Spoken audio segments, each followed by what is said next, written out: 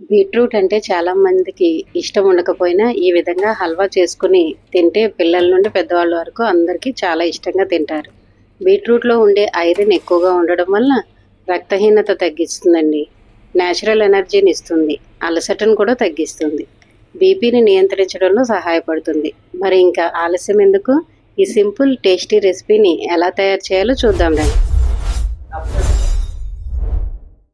నమస్తే అందరికీ, welcome to my channel. నేను ఇప్పుడు బీట్రూట్తో హల్వా చేస్తున్నానండి. దానికోసమని 2 బీట్రూట్ తీసుకున్నాను, పెద్దవి సైజు తీసుకున్నాను.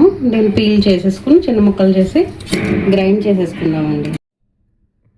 ఈ బీట్రూట్ అంతా గ్రైండ్ చేసుకున్నాను. కొంచెం మధ్య మధ్యలో నీళ్ళు కలుపుకుంటూ ఇలా పలుచగా చేసేసుకున్నాను కదా, దీన్ని ఒకసారి వడగట్టేసుకుందామండి. దీన్నంతటిని ఒక క్లాత్లో వేసుకుని పలుచగా ఏమీ అడ్డం రాకుండా ఒక జ్యూస్ వచ్చేలాగే మనం వడగట్టేసుకుందాము. పెట్టుకుని అది హీట్ అయ్యాక ఒక 1/2 స్పూన్ నెయ్యి వేసుకున్నాను. అది కొంచెం కరిగాక మనం తీసుకున్న బీట్రూట్ రసం ఉంది కదండి, దాన్ని ఎంత క్వాంటిటీ అయిందో చూసుకుందాము. దీన్ని ఇందులో పోసేసుకుందామండి. ఈ గ్లాస్తో 2 గ్లాసులు అయింది. దీంట్లో కొంచెం అర గ్లాసు పక్కన పెట్టుకుందామండి. ఇందులో పోసేసుకుని ఒక్కసారి బాగా కలిపేసుకుందాము. కొంచెం ఇది హీట్ అయితే చాలు.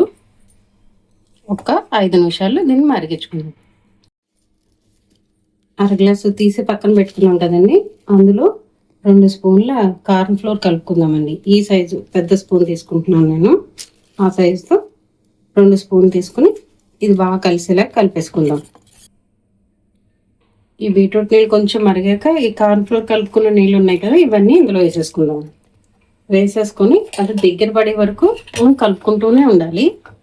ఇలా కలుపుకుంటూ ఉంటే దగ్గరగా అవుతుంది. అప్పటి వరకు కలుపుతూ ఉండాలండి. ఇలా కలుపుకుంటూ ఉంటే ఒక 10 నిమిషాలకి దగ్గర పడుతుంది కదా, ఇదే టైంలో మనం షుగర్ కలిపేసుకుందామండి. మనం తీసుకున్న క్వాంటిటీకి 2 గ్లాసులు అయింది కదా, 1 గ్లాసు షుగర్ తీసుకుంటున్నాను. తీపిని బట్టి వేసుకోవచ్చండి. ఇది ఆర్గానిక్ బ్రౌన్ షుగర్ అండి, అందుకని నేను ఇది వాడుతున్నాను బెల్లం బదులు.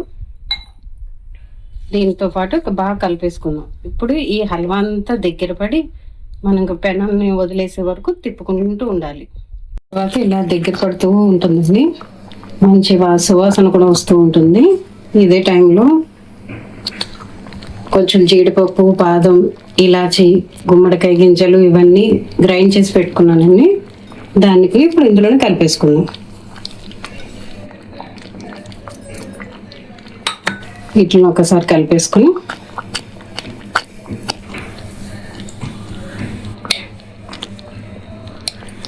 ఇదే టైంలో 1 స్పూన్ నెయ్యి కూడా వేసేసుకుందామండి. ఇప్పుడు ఈ నెయ్యితో దీని అంతటిని తరిగేలాగా మిక్స్ చేసేసుకుందాం.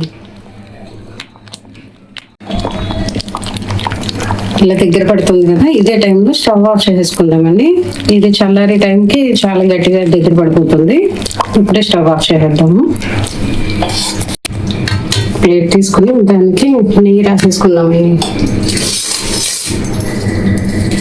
నెయ్యి అంతా అప్లై చేసేసుకుని సైడ్లు కూడా ఇలా చేయాలి.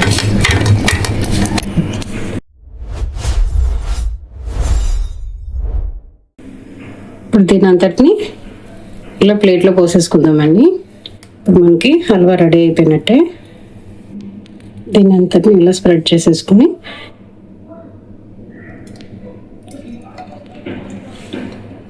దీనిపైన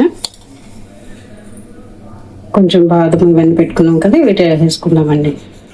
ఇది చల్లారడానికి 2 గంటలు పడుతుంది. ఇంతేనండి, మన healthy delicious beetroot halwa ready అయిపోయింది. మీకు ఈ రెసిపీ నచ్చితే లైక్ చేయండి, షేర్ చేయండి. మా ఛానల్ని సబ్స్క్రైబ్ చేసుకోవడం మర్చిపోవద్దండి. ఇంకా ఇలాంటి మంచి రెసిపీల కోసం ద కిచెన్స్ డిలైట్ని ఫాలో అవ్వండి. మళ్ళీ ఇంకొక మంచి రెసిపీతో కలుద్దాం. Thank you for watching.